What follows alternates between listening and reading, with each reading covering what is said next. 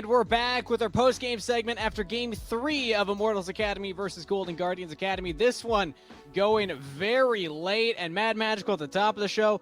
Which team do we say we would favor in these kinds of game states? I believe I had already predicted this. It was Golden Guardians Academy. Just look at the stats. These are just quick stats that I was able to pull up. Going back to UGP, 5-0 when games went after 35 minutes. Then here, now 5-1. They got their 5th victory in that one. When we go past the 35-minute mark, this team, when they scale, they win almost every time. A lot of that we credit often to the way that they draft does lend them towards that, but also the players themselves. Niles is a top laner who loves to hit these big item power spikes later in the game and then shot call from that role. Coco, I know that we've talked about that at length in the past of the Niles champ pool and how he likes to approach the game. But also it goes into Immortals draft and how they were trying to focus more on the early game. They just weren't quite able to control it well enough. Of course, and it's also began with the first pick too. They decided to prioritize Rise on that B1 selection instead of the Lee Sin, giving that over to Anda.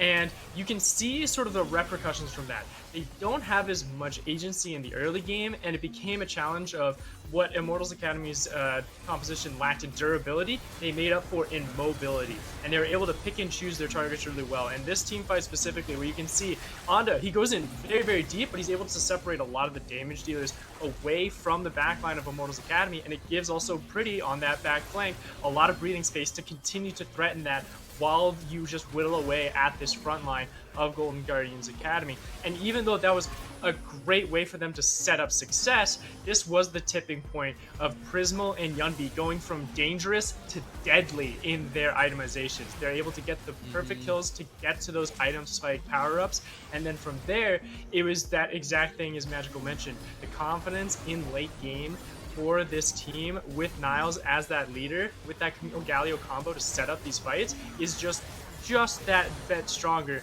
than what Immortals Academy was able to set up for themselves. Exactly, and it's the problem for me is these fights were so scrappy between the two teams. They were so back and forth, 1 for 1, 2 for 1, 3 for 3.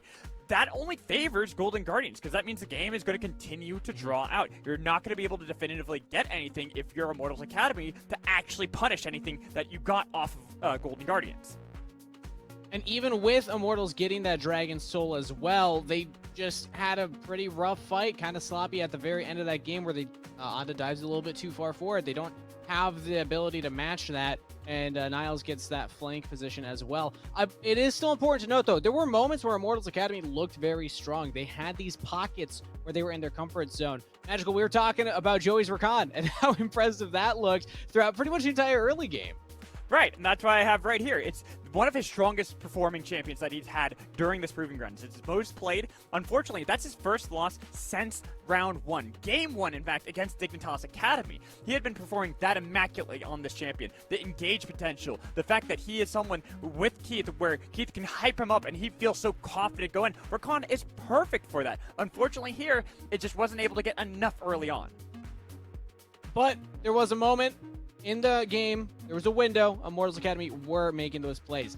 And then as we take a look at another replay here, we're going to dive a little bit closer into how Golden Guardians, this is just what they do. Once the game gets late enough, once they get to this comfort zone, Magical, they just hard commit under turrets and just blow up Immortals.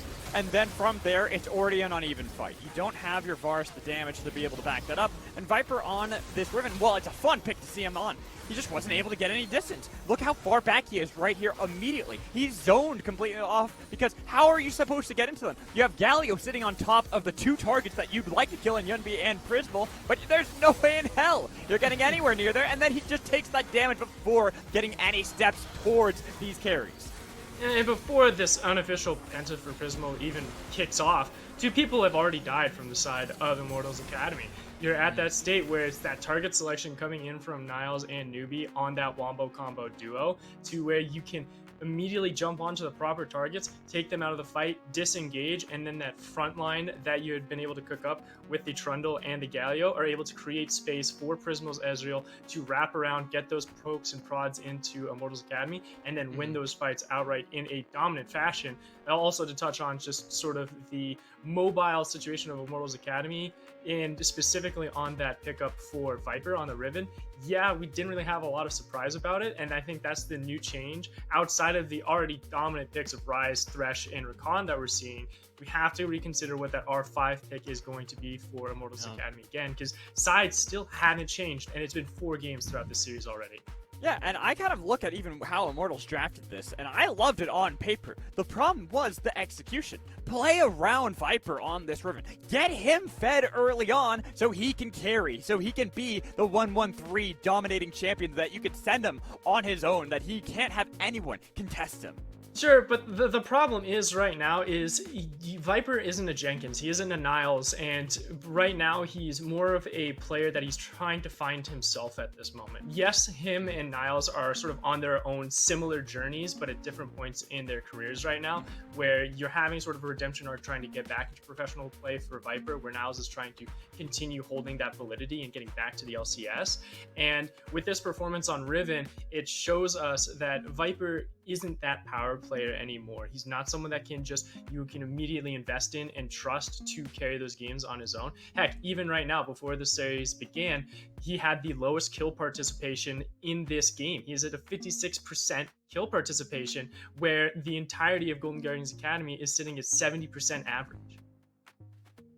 I can't believe you didn't commit to the analogy that you gave during the game, though, when we were watching. You said the character arc, not the career trajectory of these players. But regardless, I think the point still lands. Niles and Viper, stylistically, a lot of times we think of them as players that want to accomplish similar goals for their team, but it's interesting to see how that's playing out here in this series. But with that said, I'm sorry, Coco, your prediction's out the window now. The 3-1 cannot happen for Immortals Academy, but Mad Magical, yours is still hot right now. You said 3-2, which means Immortals will need to bring it back for one more game here so we can go to that game 5. Either way, we're sending it to a short break here because I'm hearing that we are ready for pick and bans for game number 4, so don't go anywhere. Jolly and Smacks will be right back after this.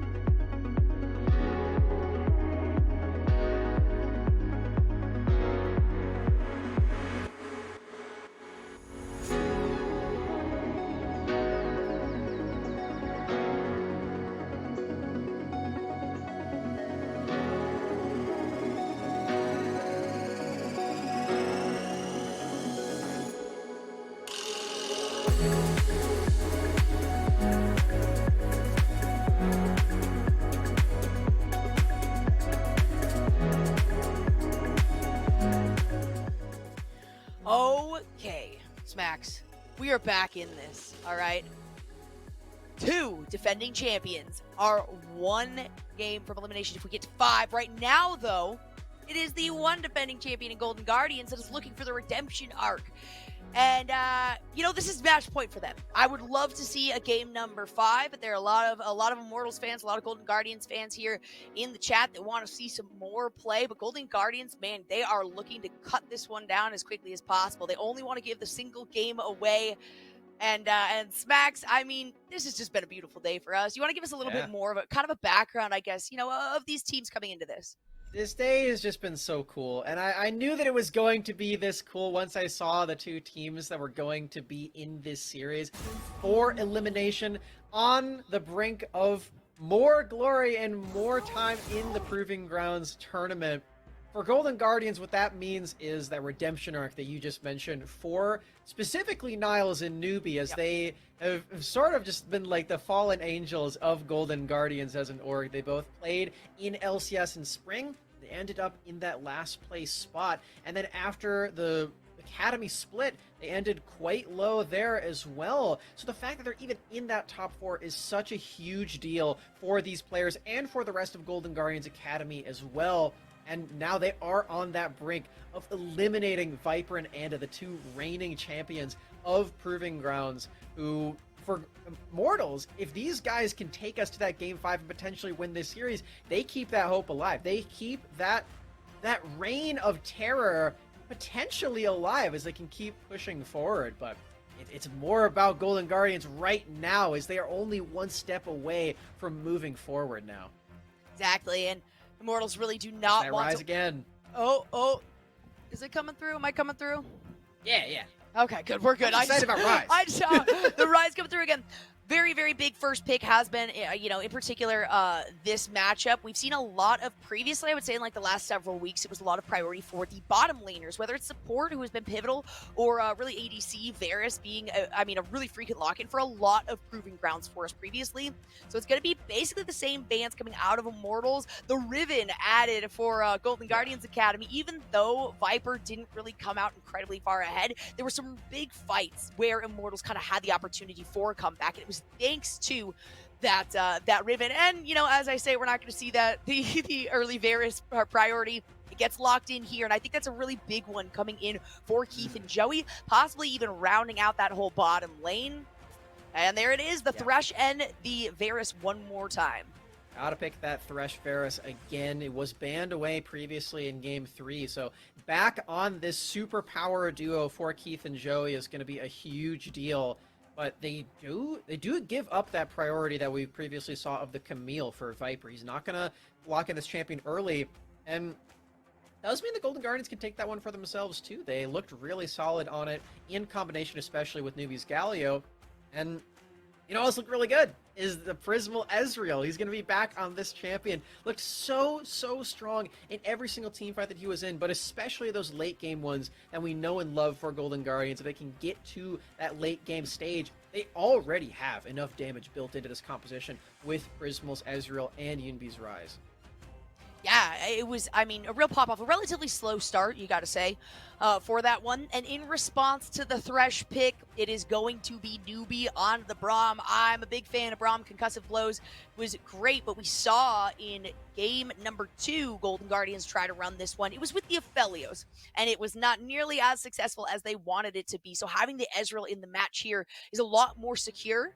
Pretty is going to lock in the response. Of course, we've seen so much of this without the Lissandra being available. Syndra has really been the classic pick into this Rise, but it's just a relatively even lane. It can go either way. It's not as if it's a counter pick. It's just a solid pick and offers a lot of the same kind of utility, really good lockdown, really good burst damage from this champion to kind of even things out. Phase 2 has been the most tense situation for all 4 of these drafts so far, and I don't think that's going to change anytime soon. This is where we do get those spots where the top laners can duke it out with whatever counter picks they see fit. Now, Viper doesn't have access to that Riven. As you mentioned, it was banned away in Phase 1. But for Golden Guardians, they might very well pull out this Gangplank that has been banned away from them and removed from that possibility in this game. I feel like this is something that Immortals just constantly have to think about. They could just ban it away, as you said, but they do still have some marksmen that Viper could potentially pick into it, and I think that's something that both teams have to consider as they get into this position where it's a will they, won't they, but it turns out they're not even giving them a chance to ask that question. That's kind of been their final ban too. The last several rounds, it has been Jace and then like LeBlanc if Gangplank was already banned out, or getting the GP as the final one. Last game, same exact thing. That's why I'm like, nah, they're gonna ban it. No opportunity. There's not gonna be a chance. Golden Guardians had one and they gave it up. Didn't end up actually picking that Gangplank. So the response is Trundle, the jungle removal there for the second phase from Golden Guardians in Lee Sin and Trundle. That means that narrows down the pool a little bit, but neither team has picked a jungle at the moment. So probably going to be the next priority since you have bottom lane and mid lane locked in. Top lane, just so much more versatility and ability. No, it's actually going to be the Camille that Keith locks in here for Viper. This feels to me like an Ornn game for Niles. You're against two champions in the backline that don't have a very easy time dealing with you, and you already have the Braum on your team, so there's not a way for you to have your ultimate denied from you with the wall blocking it. And with the Trundle ban as well, they have already removed that subjugate potential for it. We're going to wait and see for the very last moment, as it is going to be that Viego in the jungle. I know you, me, and the desk were talking a lot about how Rosethorn is one of those junglers that can pull this out, alongside Chad, actually, on 100 Thieves Academy. Not a lot of teams have actually kept priority on this champion, but it still remains true for Rosethorn on this one, and won't be the Ornn that I was predicting. It is instead going to be Renekton. Renekton offers a lot of that good lockdown, offers a lot of that good survivability. Oh, okay, guys, I get it. All right. I shouldn't have said anything about the Humi hover. Now. It's personal. Now they're like, we got her. She's gonna every time we're gonna get that face. Oh, this is real. I love the potential for this that one. One's real, yes, yeah. The initiation, the mobility, and really just once again, these junglers try to set up for the power players in Keith and Pretty to move forward and get a lot of damage down while not really being able to, get hit towards the backside. I like the fact that Rosethorn has picked up the Viego. One of the few players that still continuously will bring that Viego out. Has a lot of power and survivability on his own innately in his kit here. But I love the fact that honestly, the biggest thing that I have really enjoyed today is the fact that these compositions have been all over the place. They kind of have the same win condition. They have the same idea of really heavy initiation and then burst damage on the backline. But the champions that we've seen have been all over the place. Yeah, I think for Immortals this time, they're really geared toward that super long range dive with Anda's signature Zac pick coming out at potentially the last moment for Immortals, as they will have that alongside this Camille for Viper. So much backline access onto Yunbi, who's very immobile, but at the same time, this Ezreal champion can't actually easily get away from these two. Camille can lock you in with the Hextech Ultimatum, and then you're getting bounced around by the Zac pretty much no matter what. So I think this is a really cool response to the Ezreal that we saw just ravage Immortals in that last game. And Prismal's going to have to play on his toes, potentially get some stasis that Keith showed us in that last one. And not only is it too like the bounce house that you've got that Prismal can get locked down into, if you get the Hextech Ultimatum down, it gives really, really good ability for Pretty to throw out Scatter the Weak, or for Keith to come in with a Chains of Corruption. So a lot of opportunity to layer on this crowd control coming from Immortals, but we are going to be getting into the game after a very quick break, so don't go anywhere. This is match point here for Golden Guardians, game number 4 against Immortals Academy on Proving Grounds. We'll be right back.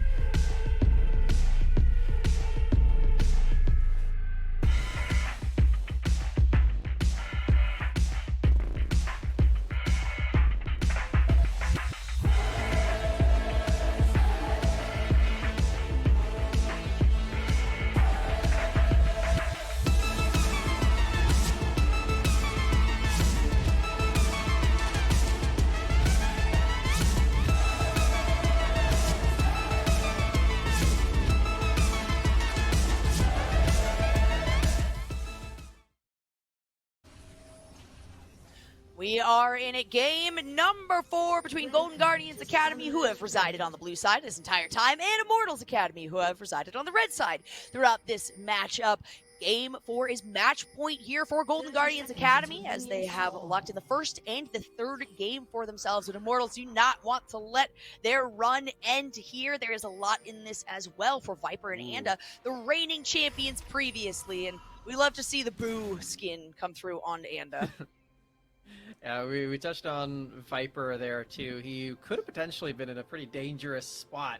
I like that early aggression coming from Golden Guardians, and it does mean that Viper does need to start with hookshot. So a slight advantage there for the top side of Golden Guardians is, you know what? Yeah, let's talk about this Zac pick for Anda, because this is not a champion that we have seen really ever for this entire year, but Anda is very skilled at this one. It allows him to have so much agency on the dives and the initiation, and it gives him some primary engage, which otherwise is somewhat difficult to come by for some junglers. The other ones could potentially be something like a Jarvan or a Sejuani, but this is sort of Anda's original flavor to it as we see him start up on the Wolves.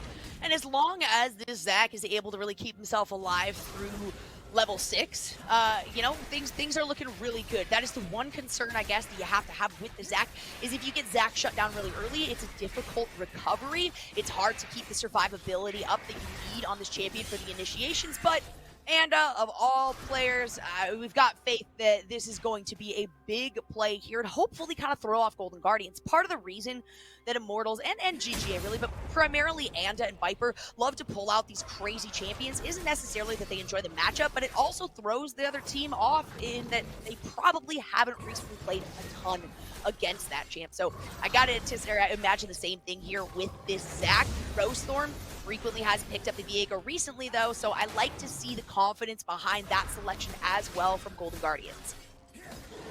Really interesting clear so far for both junglers. First, Anda's just going to go for full clear, but Rosethorn taking these camps very quickly on this Viego could mean that he can go up to the top side and sort of deal with Anda himself.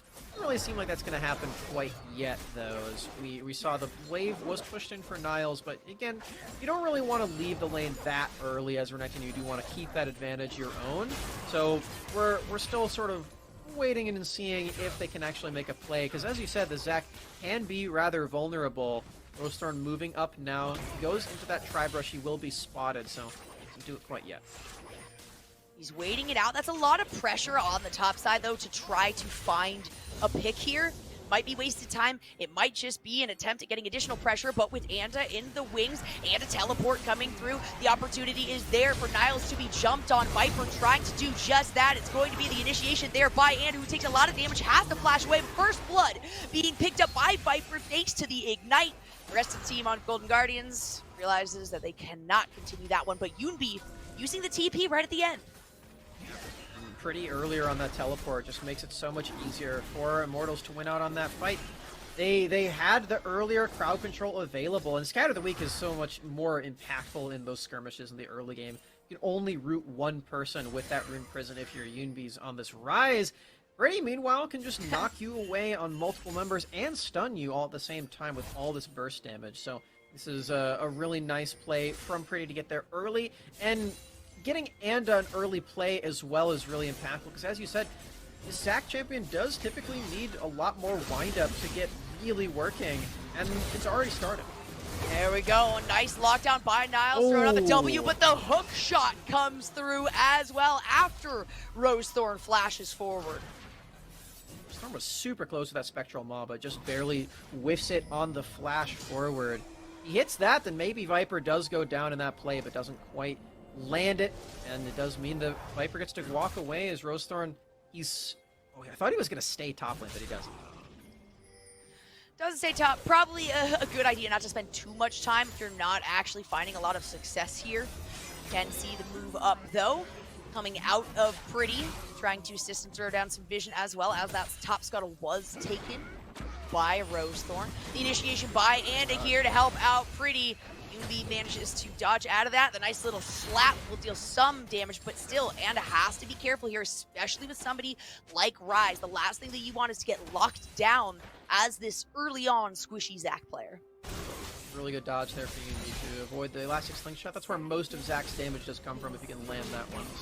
Meanwhile, top lane, Viper doesn't have flash or any summoner spells. There it is, House the gets to Q. go in and, yeah, solo Pulling kill. the Super meat. easy for him. Cullen the Meek, the flash was expended there, of course, because Viper does not have that, having the teleport, opting to go for the Ignite, as we usually see on these Camille plays, instead of the teleport. So Niles finds some early success, 1-1-0 though for both of these players, but look at the CS lead Niles currently has. Switching that wave too. There's no teleport for Viper.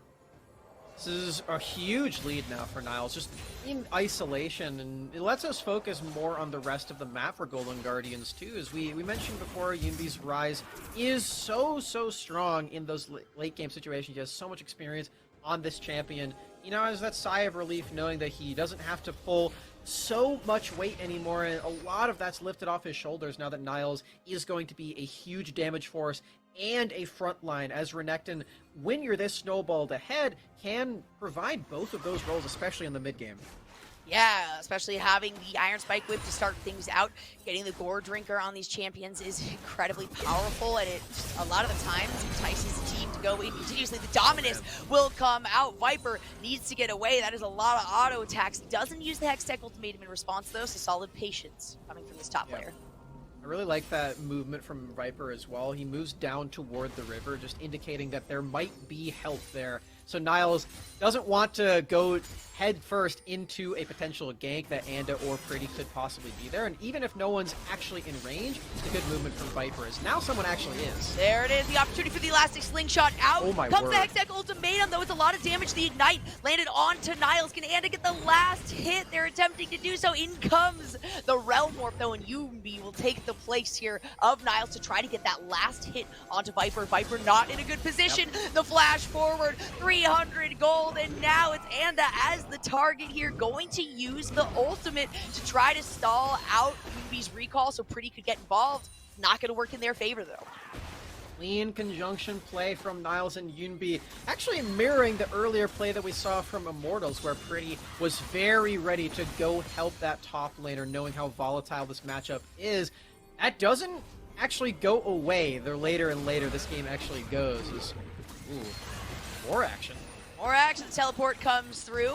Nice dodge there by Yunvi, going to get the prison down. A lot more damage as well to follow up. Pretty should get out of this one, no problem. Still does not have teleport up and available, though, so that's at least going to shove back Pretty for a little while and give a little more priority here to this mid side. Joey typically is that support that roams earlier, and he is again this time, but I don't think the play is actually to go for any dive quite yet for Golden Guardians, as Rosethorn turning his attention over to the Rift Herald, secures that one for himself and the squad, and a lot of that is just because of how well Golden Guardians are taking control of this river. They don't have a lot of vision in here, and Immortals can see what they're doing the entire time, but seeing what they're doing and being able to stop what they're doing are completely different things. Oh no, Keith. So much damage to the flash out, but it's going to be a concussive blows hit. Newbie does take that one, so it doesn't go to Prismal. But 3 flashes taken in that fight. Beautiful stuff. Just waiting in that brush for Newbie, who's truthfully, in my opinion, been one of the most clutch players on the side of Golden Guardians Academy throughout Proving Grounds. His Bard play especially has been super impressive to me, but now doing much the same on Braum. So cool to see a player like this come down from LCS into Academy and still smurf, even after a very tumultuous Academy split where they did end up outside of that top 6. They didn't get to go to Academy playoffs, but they're here to play now. And honestly, they're not playing at all. They're here to win. Hey, they certainly are. Dropping Shelly after getting some good pressure there. Almost taking the first tower, only about 9.5 minutes in. So a 2k gold lead is definitely going to help towards the start of this. We can see several more items in the pockets of Golden Guardians members. They're going to try to fully take this tower. In the meantime, Joey gets hit by Yuvi, but the death sentence in response. Out comes the Hextech Ultimatum from Viper. So much damage onto Rosethorn. The bounce house comes through, as well as Niles just tries to run away from this one. Does not have the Gore Drink available. There it is. If necessary, it can come out. It's just an Iron Spike Whip right now, though. And the Elastic Slingshot dodged by Niles, but you can't dodge the slap, and you can't dodge Viper's Q. Solid 2v2 from Anda and Viper. This is what they've been doing the entire year long, and it's another set of kills for the Camille for Viper. Crazy stuff now that he has 3 of them, all 3 on his team. And yes, this matchup has not been the easiest for him, but it's going to get a whole lot easier now with those couple of kills on him. Extra golden experience is going to be huge, and he can get that Divine Sunder on a lot sooner. The response play is good from Immortals, at least trying to work on some of these plates, but there we could see the pings coming out. Was going to be an attempt at another initiation here onto Viper, who very clearly recognizes that, almost has teleport up, so if he wants to, can just head right back to the top lane to ensure that this tower does not go down just yet. We'll see if he decides to use that, as the Drake still up. It's been alive for quite some time. Both teams have been much more focused on top side. See Rosethorn angling down there alongside, and could potentially be another play as nice push play. Wow. Oh, a good attempt there by Joey to throw a ward in, but you can't get that close when you got somebody like Rosethorn on this Viego. Get a crown onto that Thresh. Not going to be able to utilize any of this kit because Keith is far enough back. Such good pressure coming from Golden Guardians already. Newbie again finds a beautiful pick. He's using the ultimate cooldown for himself super well. This is not an ultimate that you typically get to use off cooldown for Braum. Usually you have to use it quite defensively on this champion, but the picks that he's been able to find so far, back to back, beautiful stuff. Keith and Joey falling victim. They have to play more carefully around not having vision in their lane. They haven't been able to push out very far in their own right. And honestly, to me, that seems rather strange. You know, you typically see Varus has a lot of agency in this lane. You can use that piercing arrow through the entire minion wave if you want to get some pressure down, but they haven't quite been able to do that yet, and the vision game has been completely won by Golden Guardians, especially because they don't need to use vision outside of their own lane. The fighting hasn't been around them, and the junglers haven't either, so they can stay with their vision wards selfishly. Just along the river, trying to focus out objectives, get some pressure in response plays. But you're right, we've seen so much of Immortals in the past here, making it a very, very early point to get down a lot of aggressive vision. We saw that one ward actually below tier 2 for the mid lane that was put in very, very early on, and now we can see Joey throwing one of them in there, but not quite the same as we saw in these previous games. If anything, Golden Guardians were the ones to throw down some early vision, whether it's defensive, whether it's aggressive, at least just getting something down. They're going to try to initiate on a Viper. This tower is so dang low, they have to be careful. The Elastic Slingshot does come through. Hextech Ultimatum onto Niles, who takes so much damage, and now Rosethorn is on the run, takes a tower shot there, trying to deal the damage to Viper, does get it, and that is a heartbreaker right there. Now as the Camille, Rosethorn does have the ability to use the hook shot, but it won't be enough. Pretty responding and picking up that kill to even things out. Another nice roam up there from Joey. Newbie was there first, but they just brought more members this time around as Immortals. You can be stuck around in the mid lane, not using that realm warp, not using the teleport. They thought the play was just to take the turret and get out, but Immortals made it completely the opposite, as now there's another one bot. Teleport coming through, a nice barrage. Keith almost going down. It's going to be the flash forward by Niles. It is a nice little slice and dice in behind them. Viper, Prismal has to run away from this one. Actually going to use the shift and the flash as well as the heal to try to stay alive. Damage onto Pretty Scatter, though he does not hit. Yumbi is completely out of mana here though, but will be able to get out of the fight. Prismal on the other hand will be the target. Viper picks up that kill. And this is the benefit of not using those teleports earlier here. IMT just brought all the members up there with the boots movement speed alone. Now they can use the teleports to respond to a bot side play, and they get to save yet another turret. No turrets have actually fallen on the side of Immortals quite yet. Actually might see one happen up top now though. Yunbi has this wave. Surely this is the first turret of the game. There it is. Should finally go down. First turret, Golden Guardians find it for themselves. A very, very slight gold lead though, because Immortals have been finding a lot of successful fights. They have the pressure down towards the bottom side. Plates dropped 1 minute ago, so it wasn't a full tower down. It wasn't the maximum amount of gold that you can possibly get, but at least enough to give Golden Guardians a little bit of an edge here. We can see pings coming through now for Immortals saying, hey, we want to make a move onto this Rift Herald. We need to kind of react to the pressure now that Golden Guardians is adding, including the fact that they've gotten that first dragon game, have a little bit of extra mobility from that. a realm war per Unity, so there's no fancy angles for Golden Guardians to take around this fight. They would have to just come head on. Rosethorn is attempting to do so, but won't get in range before it's smited away. Wow. Hextech ultimatum, but Newbie immediately goes down. A beautiful play onto the backside by and the bounce house comes through. Picks up one, separates the fight out. Rosethorn does manage to get one though, and is going to pick up here. The Heartbreaker comes out. Yet another kill, a double kill for Pretty, and Rosethorn using the death sentence to get out. No way, Rosethorn, though. You're behind enemy lines. Gonna be giving up this red buff if it is possible for Viper to find the kill, but Rosethorn using the dash to avoid the true damager as much as possible. So much survivability, but it will be a shutdown in favor of Viper.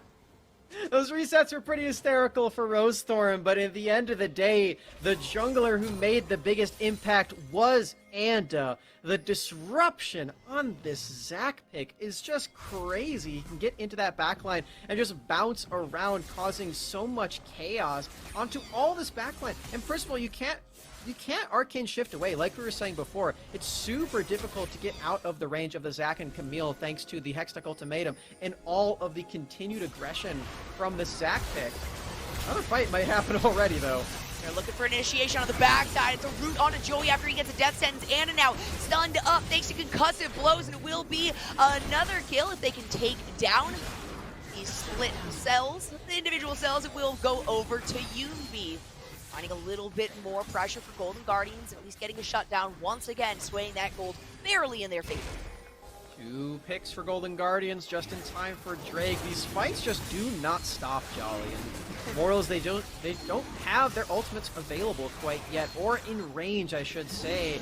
And dies here without it being available. Let's watch what he does in this team fight, though, because this is one of the things that makes Zac so gnarly to have to deal with. He just flashes forward, gets all this crowd control, and bounces everybody back into the range of Pete's arrows.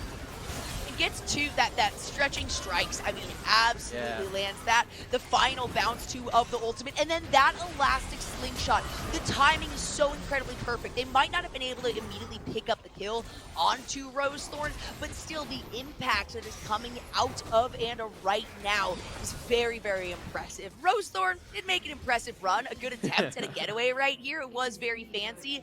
And it really didn't waste much time from Viper, though, because they are right next to these objectives here, and they're exactly where they want to be to get some pressure. Plus 450 extra gold into the pockets of Viper. Feels very good. While we were watching that replay, we did see that Golden Guardians took that bot lane turret, but it was traded by one in top. So these objectives in the side lanes are starting to crumble. You can see Viper is really close to finishing out the turret in the bot lane for Immortals as well. They're pushing in the mid lane too, so just lots of pressure being traded by Immortals. These Golden Guardians members take that reset, but the reason they reset is so they can spend all that gold. So much power now, thanks to all these mythics. And while you have to run away from a slingshotting Anda right there, you do have a ton of power on the side of Golden Guardians once they go to those team fights. Just abandons that one. Recognizing Niles is up and on the way. The aggressive vision once more being placed down by Immortals, but we can see that it has still been a priority for Golden Guardians to at least keep eyes on these invasive players from the red side here. Not going to be making a move onto this. The pings are coming out as Viper's like, hey, where's the rest of this team? I don't see where this Renekton might have gone. Niles just trying to push out this bottom side. Gotta be careful, though, with Golden Guardians moving forward if they continue these split fights and if they continue to allow themselves to be initiated on without being able to see either Viper or Anda in the back to do the bounce house or to jump in with Hextech ultimatum. Things are not going to continue well for Golden Guardians. Oh, look at that one, though. It's going to end up being a realm warp right as the elastic slingshot comes through. Close for Anda to cancel out all of them. See, Yunbi takes the isolated route. Gets to run away from this one, but you gotta be careful of the range. Very careful as Anda decides to go in. The ultimate is popped. Ooh, that was a Chains of Corruption. It doesn't actually hit thanks to a nice flash coming from Rosethorn, but it's going to be Yunbi who has to flash away from this one now. And that's the fight. It continuously ends up being Golden Guardians chased away inside of their own jungle. Yeah, but look mid, though. Oh, wait. Actually, don't look mid. Don't look mid, because we wanted to see that one, and it goes over to Keith. Joey's Thresh is just so sick. This is why we're so excited to see this one again. We see Prismal. If we did look mid, then we would have seen that the turret did fall, but luckily we did get to catch another death sentence from Joey. We get to catch Immortals starting up a 20-minute Baron. No jungler alive for Golden Guardians. They're burning this quite fast. They actually get this, though. It is a regroup, though, for Golden Guardians. They do not want to allow this to be handed over so easily, even with Rose Thorn not immediately available. It's very, very low. They're going to take out the Baron very late on that barrage coming from Prismal, and no move means that Immortals is going to continue to extend the gold lead in their favor. Quite seemed like Immortals fully grasped, or the Golden Guardians fully grasped just how fast that was going down at 20 minutes. And truthfully, I was surprised as well, but the play ended up being super favorable for Immortals. That pick earlier onto Rosethorn paying even larger dividends than we expected. They have this huge sieging power now on their bodies. They will have to use that well in order to get some vision and priority around this next Drake. You don't want to give the soul point over to Golden Guardians. Got some vision down now as we have been talking about a lot. This is something Immortals have been very solid at doing, and they do take that mid lane turret, but have to wait and see what happens in this next team fight around the Drake. It's gonna be these three members trying to hide out. Joey does manage to get the death sentence, get a little bit of a speed up here for the team, though, as Rose Thorn backs out. Mid-side pressure from Immortals. They've got this Baron buff. Likely won't be able to find this tower, but they have at least equalized things out, being able to get the top and the bottom side there as well. Pings coming, though, from Immortals. They still want to continue to keep pressure here on the mid. In the meantime, as we can see, Niles taking out that tier 2 turret in the top side. So Golden Guardians once again find themselves with a little bit of an advantage. Yet again, Golden Guardians just using their side lane pressure very, very well. They do likely lose out on this Drake unless a True Shot Barrage can steal this one away. It's coming. I think it's too early, though, yeah. Not going to lock that one in, but maybe a play can happen in the jungle if Golden Guardians can rally the troops and get behind it. Certainly going to try here with a lot of damage. Ooh, an attempt to scatter the weak. The ball has to hit, though. You might get the shove back if you're in range, but until the ball hits, you're not actually going to be locked down. Another turret to equalize things, though, for Immortals. Prismal still gets hit by the piercing arrow there, even after shifting away, and another attempt at a pinch here. As the slingshot comes through, so much damage on Newbie, gets melted down, and totally okay with taking the front line. Here's the teleport, also comes through on the backside. A lockdown, a heavy, heavy lockdown, as Pretty goes down to Yunbi, and to try to find something out of the backside. There's going to be another little slingshot, just jump forward. Viper with the hook shot, try to take out Rosethorn, and it's going to be the piercing arrow that finds it. On the bottom side, though, Pretty does get taken out. Prismal with a lot of damage, but being the only member left alive with 3 on the side of Immortals means you gotta back away. And IMT finds another, unless Keith is the target here. Oh my god, Prismal, phenomenally played. Prismal really just wasn't in that fight, though. I think that's a really big deal as to why Immortals had such an easy time. They pressured him over that wall, and Prismal couldn't auto-attack a single person this entire time. As we do watch this one again, know that Prismal is trying to deal with the minion wave that is baroned up, trying to take down these structures. He's throwing a few Mystic shots over the wall, but he's really worried about getting death sentenced by Joey. It doesn't end up happening to him, but he's completely sequestered off on the left, and Yunbi much the same. He can't get all this damage off effectively. It's so difficult for them to get into this choke point after their front line has already died. And as the front line for Golden Guardians, you are very tanky, and your backline does deal a lot of damage, but it just doesn't come together when you're this scattered in a teamfight in a chokehold that your backline can't access to. I think if that was a front-to-back 5v5, it looks a lot better for Prismal and Yunbi, but Golden Guardians did not set that up. Still not a massive gold lead. I mean, we're about 25 minutes into this one. You're looking at about 3K in favor of Immortals. They do have 1 additional tower. A few extra kills down on Dragons, though, but now they will have heavy priority on moving into focus these objectives going forward. We saw that there was an attempt by Golden Guardians at a lot of pressure, responding pressure by Niles on the top side of the map, and they want to maintain that, but it's a risky move not having plenty of vision over there, especially with the mobility that you've got on the side of Immortals. Not just the elastic slingshot, but the hook shot included, Joey with the death sentence, something you really have to be scared of if you're Golden Guardians moving forward. Guardians need to rally a defense and a team fight that cannot be broken by Zach, but that's such a tall order.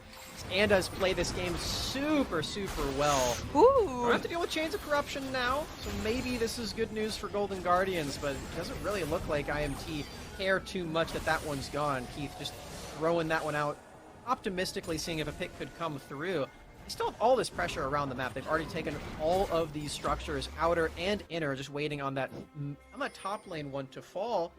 Again, though, Golden Guardians keep pressure in that side lane. As long as Niles can get a recall off, this goes unpunished. Should be just fine there. As you can see, the vision is within the jungle for Immortals. One of the things you got to consider, aside from that top side ward that was placed near that tier 2, they're just trying to infiltrate. They're trying to find the positioning so that they can get an advantageous fight and pinch out one of these solo members or some of the independent members of Golden Guardians, because they are absolutely moving as a unit. In particular, Pretty, Keith, and Anda are sticking together, with Viper and Joey kind of rotating around the map and looking for the initiations. A lot of that vision has been cleared out or has, expired as well. But you've got Yoonbi up here, Rosethorn luckily in the wings, but that's a lot of Immortals moving forward, and it's going to be the Realm Warp to get them out. Nice instincts from Yoonbi to get out of that one. He would have definitely been caught out had he not activated the Realm Warp. And we're seeing now that, as you said, Immortals are playing this like pack wolves. They're just sticking together and going for their prey all at the same time. It means that... Well, hold on a second. Got a flash, wow. Flash away. Doesn't mean the stretching strikes are going to hit. Not so crowd control to lay down, but Rosethorn going to get hit there by the hail of arrows. Anda on the other side, looking at the stretching strikes, finds the one, the teleport coming through. As the box comes out, a beautiful scout of the week from Pretty, though, is going to find 2 members here, shove them back just a little bit while Viper continues to clear out this jungle. But my goodness, when Prismal is actually able to get in and get some damage off, it's an insane amount. The problem is the positioning that Golden Guardians has had for a lot of these fights is not ideal, especially for an Ezreal. He's coming closer to being in range, though, as you can see the members of Golden Guardians are grouping up together and they're going for an engage now. Flash forward, winding up the elastic slingshot, not going to be utilized there by Anda. The teleport comes through on Yoonbi. Nice little piercing arrow onto Niles, who does have the Dominus up and active right now, so that won't be used in the fight later on. Immortal saying, all right, go ahead, come try to take it from us. He gets hit by the Winter's Bite, but that's gonna be it. No response. That barrage doesn't even hit the dragon. They're going more for the damage onto Keith, but it means that they have lost yet another dragon, and the prio goes back over to Immortals for gold. This is, I mean, such a ping-pong game, such a back and forth flip-flop of who has an advantage, and it's not even like, it's not an advantage that you can say, all right, this team is definitely ahead. This team is definitely, they've got the upper hand, because both teams are kind of running it in on these fights. They want to get the damage down, they want to get some early pressure, but it's never a clean fight. It's very much a 3 for 2, a 1 for 2, or 3. So I would like to see a little bit more cohesion from one of these teams and really put their foot down, saying, okay, we're going to take this advantage. It is going to be in favor of our team moving forward. Seeing the difficulties of a composition that Golden Guardians have drafted that doesn't have any hard engage. He has Everfrost to escape this. And yeah, just instantly stops the full front from Immortals Academy.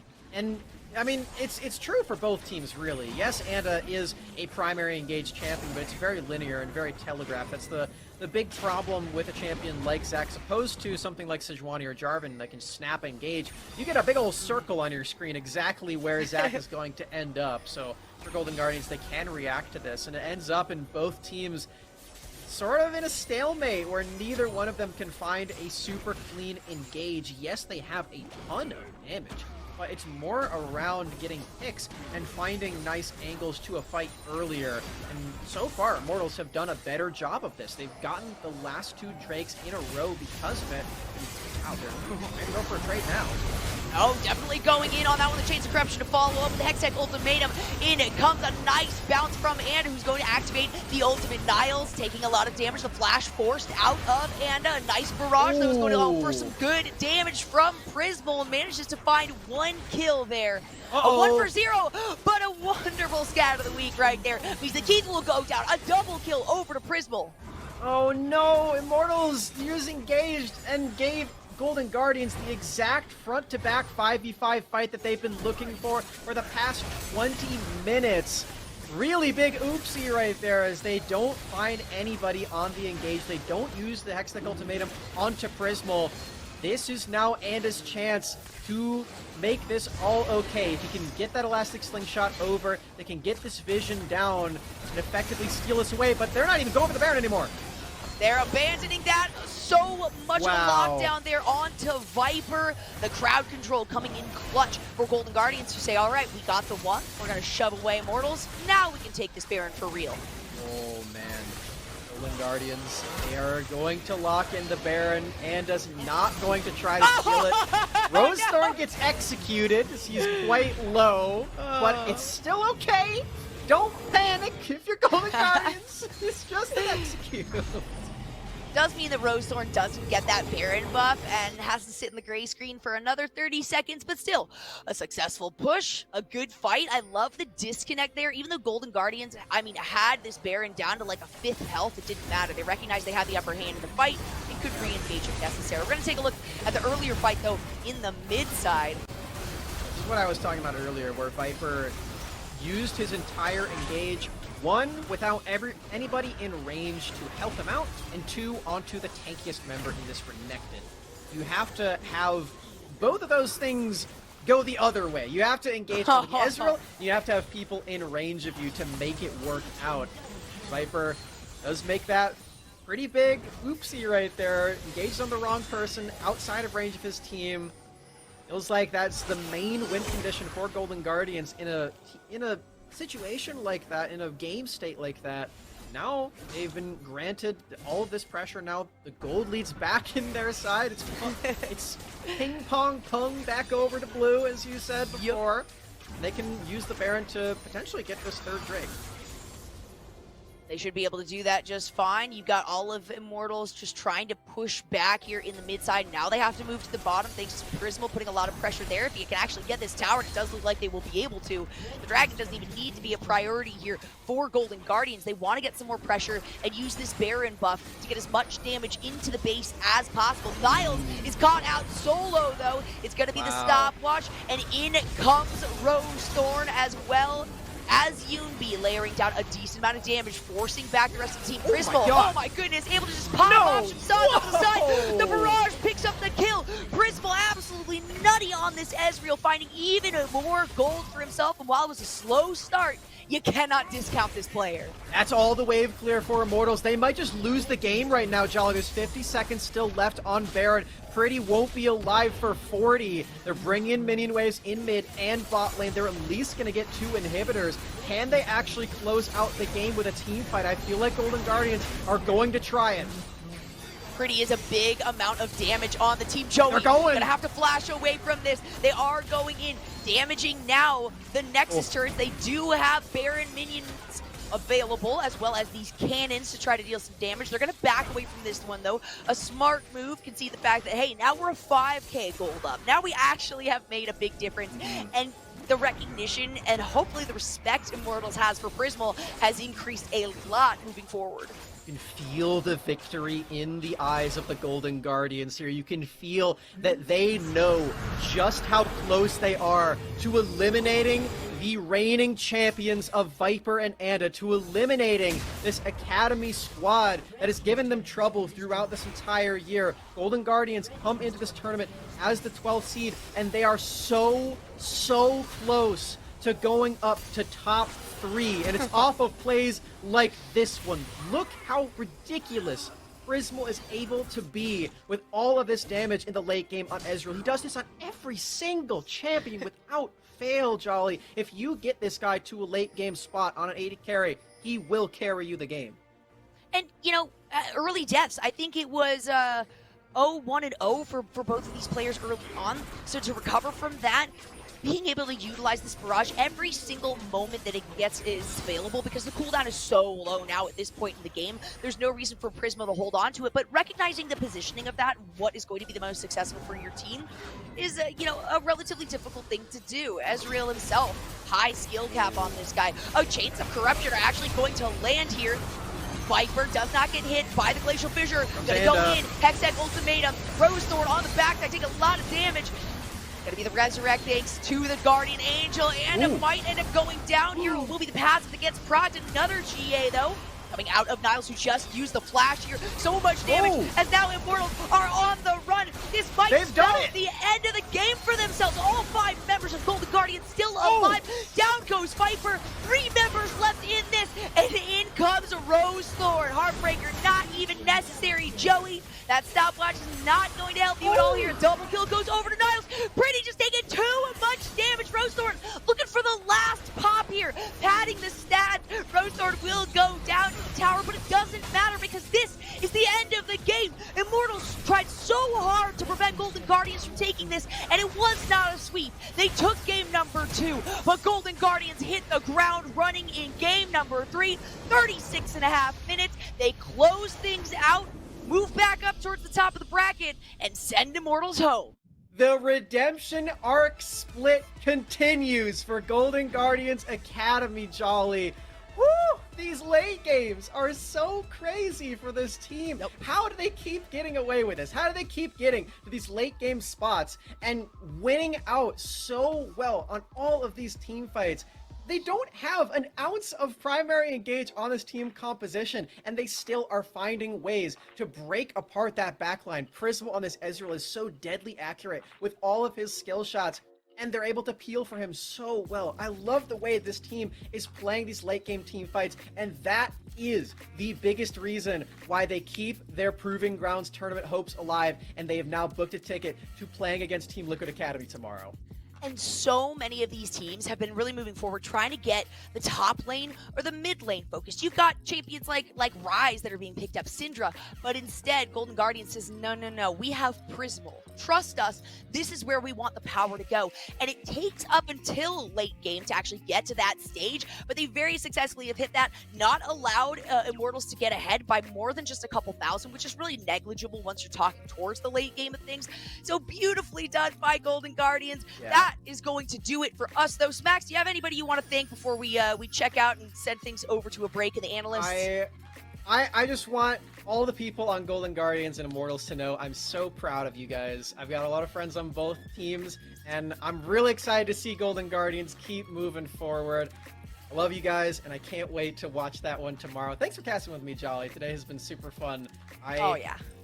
And from here on out, I'm just a fan, man. I'm just sitting back and popping off on my couch. I'm excited for the next few days. Exactly. We get to watch things moving forward. The last day going to be Sunday, so the next 2 days, you got a lot more Proving Grounds coming ahead, but that is going to do it for us here. Stay tuned, though. We're going to take a very quick break, hop back over to the analysts and get a little bit of an interview there with Kangas and one of the players on the winning team at Golden Guardians Academy. Thank you guys for watching. Don't go anywhere.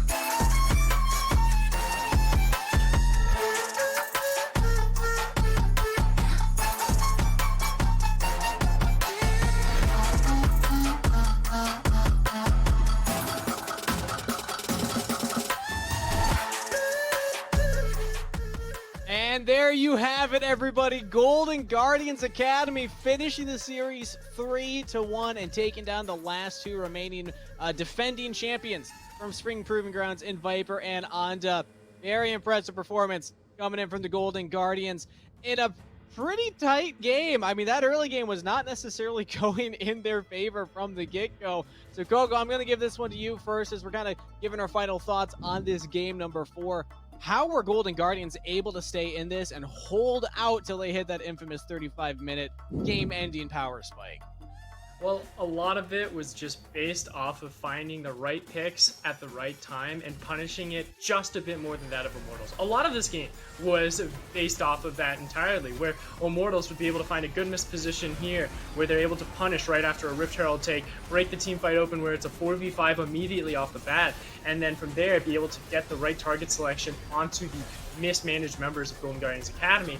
But once those punishments came in, Golden Guardians was faster in regrouping, recalibrating how they needed to approach the current game state, and then address the mistakes that Immortals Academy was making when they got a little bit too hasty. And when you're always thinking you're putting yourself on a timer and saying, all right, well, we need to get here before Golden Guardians hits that 35-minute and they start gaining that confidence again, then you get more hasty, you get more ambitious, and you get more reckless. And from that point, it leaves you into a stage of saying, well, we're done, we're making these mistakes, and they've been always catching us left and right and just blowing us out of the water.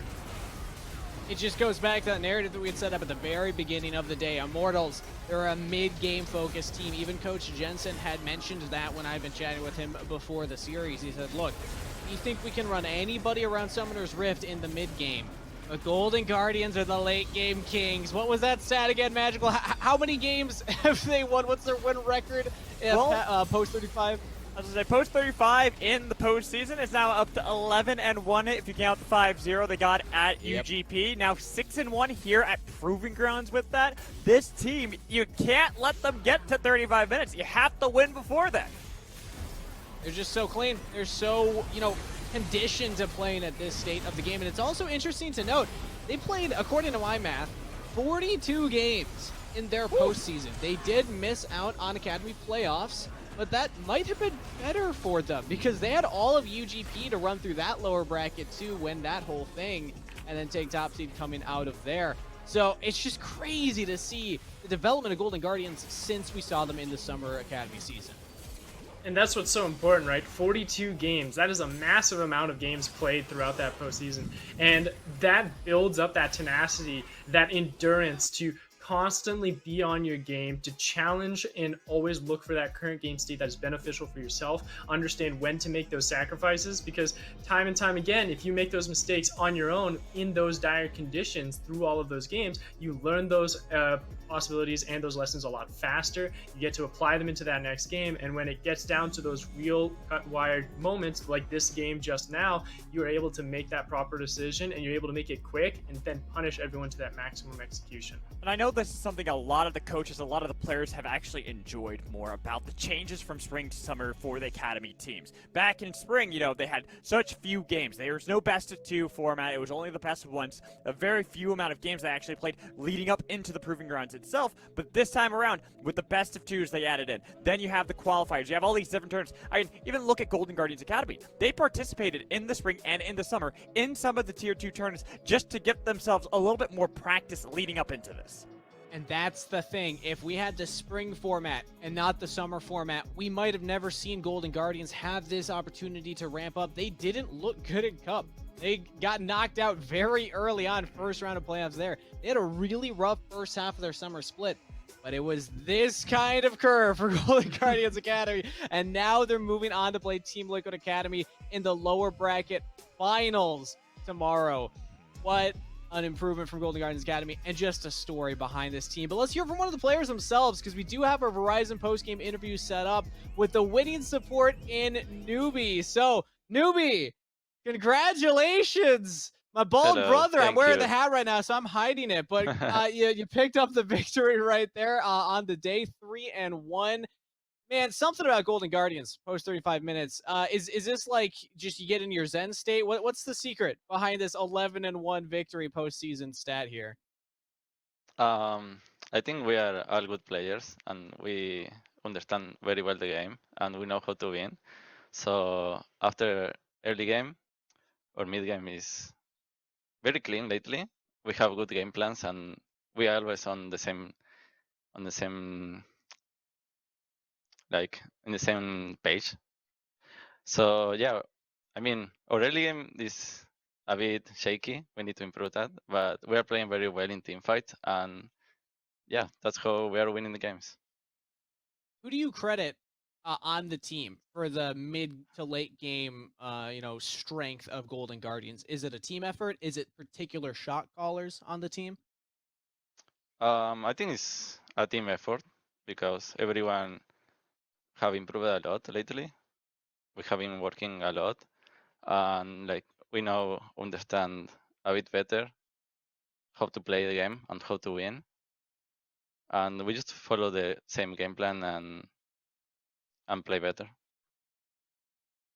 How were you able to get to that point as a team? Because when we look at the beginning of summer, you all competed in Challengers Uprising Cup, one of the tier 2 tournaments. Didn't have the longest run there as the only Academy team present. And then the first couple of weeks of Academy were a little shaky, but then you hit this stride and things seemed to click for Golden Guardians. What was the story behind that? How were you able to find that kind of synergy and how the team wanted to play the game? I don't know, really, like we just practice a lot, and we do a lot of both review and watch our games, like how we fight, what are our jobs. Everyone have a different job, and if everyone do the job they have to do, we'll win the fight. So yeah, I feel like we improved a lot last weeks, and we are in a good momentum now, and I feel like we can win the tournament. So the job is not done yet. Yeah, job's not done. You're in the top 3, but now you got Team Liquid Academy ahead of you. But before we talk about the future matches, I want to bring it back. I had a chance to chat with your coach, Think Card, ahead of the match today. He gave me just a couple points from his perspective going into this series and context for the run of Golden Guardians throughout the summer. He said it's easy to work and grind when you're winning, but it's hard to show, or it's harder to show up when you're not in those winning states. So I guess next question is thinking of the mental of Golden Guardians Academy and how you're able to continually show up here and keep improving throughout an entire season. I know you're playing with two newer players to the LCS stage in Niles and Yunbi that were both drafted from Scouting Grounds. So as a more veteran player yourself, what was it like to help, younger players maintain this mental throughout a season and then, have this surge halfway through? Well, yeah, I am more veteran. Like I have been playing League of Legends a lot, like 6 years. So during the game, I am very calm. I try to talk to my teammate and try to help them stay in the same page, so we can keep our game plan. And just try to have good comms, because sometimes the comms are very crazy during a team fight or when you are winning and you get overconfident. So being calm in some situation is very, very good. Can you give an example? Anybody want to throw under the bus? Is it Niles? Is Niles the one that goes crazy in team fights? I feel like it might be Prismal, actually, now that I think about it. I think everyone have those moments. They have a lot of confidence and just go forward and just thinking about killing everyone. I think everyone have those moments, and of course I am behind of them trying to say, okay guys, calm down. We are going too deep. What's next? And yeah, just follow the game plan and we will win. Bring them back to that calm state. Think about the next step in the game. I like to hear that. Please make sure that we keep doing that for the players here in North America. Appreciate you for that, newbie. But you. now, like you had said already, looking forward, you just took down the defending champions in Viper and that had won in the spring proving grounds. Next up, you have Team Liquid Academy, the first seed academy team you had struggled a lot against throughout the summer split. So thoughts going into the match that you will be playing tomorrow? I think Team Liquid is a very good team, but they lost a big part of the team, their top side. The top and jungler, they changed because, I don't know, I think they're going to wars. So I feel like we have more chance to win. But of course, I respect a lot the team. They are very good. Everyone individual and as a team, they make good plans. But I think we are way better than them in terms of team fighting. So yeah, I am very confident for tomorrow games. All right. Well, those team fights are going to be exciting. I think that the two of you, Team Liquid and Golden Guardians, are two of the best that we have still at that. I want to leave the stage open to you now, newbie. This is your moment. You can say whatever you want. Any shout outs, any thank yous, anything that you would like to tell to the audience. Just thank you to my girlfriend. She is always supporting me and giving me confidence. Of course, thank you to my teammate, because we are working very hard every day the past few months. I know we are a bit tired, but we can make it. So, and of course, the coach, they are doing a very good job in terms of how to play the game and how to draft. And everyone who is watching the games, thank you. All right. Well, thank you, newbie, for coming on for the post-game interview, and congratulations on a 3-1 victory. Best of luck going into your match tomorrow. Thank you. Bye-bye. Casually flexing the girlfriend buff. Appreciate that from newbie here. Congratulations, though, to all members of Golden Guardians Academy, because that was a well-deserved victory. Final thoughts on the match. Magical, I'm going to give it to you first. Only 4 games. It didn't go the full 5 like you thought. You know, you have to add me and Coco together. That's really how you get the yeah. biggest brain analyst on the desk. Because 3-1 prediction from Coco, but Golden Guardians winning it out. That's what I said, and you can see right here, continuing that stat, which is my favorite, is I wrote this for you right here, Steve. Got the 42 games in the postseason. Oh, nice. But the fact that they are just that strong in the late game is just amazing to see, and I want to see how that's going to go up against Team Liquid Academy. I want to see if any team can contest them in the late game at all, because right now, they just seem unstoppable. The last time they lost was against Evil Geniuses Academy when it went 42 minutes, and that was Evil Geniuses, who seemed to be their kryptonite, the one team that actually could stop them. No other team has ever been able to come near them in the late game.